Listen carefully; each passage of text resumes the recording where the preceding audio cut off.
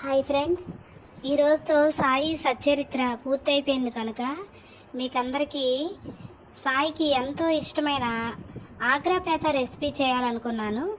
దానికోసం ash gourd తీసుకున్నాను, అంటే బూడిద గుమ్మడికాయ.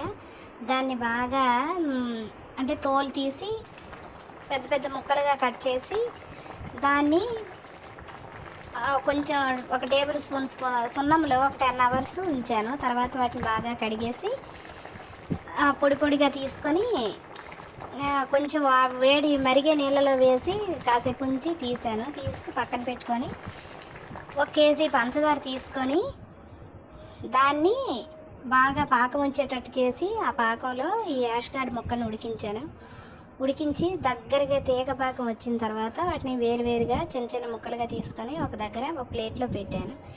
ఇవి 1 డే ఉంచాక బయటికి తీసి చూస్తే చక్కగా తయారవుతాయి, గట్టిగా అవుతాయి, బయట క్రిస్పీగా లోపల జ్యూసీగా ఉంటాయి. సాయికి నా ఇష్టమైన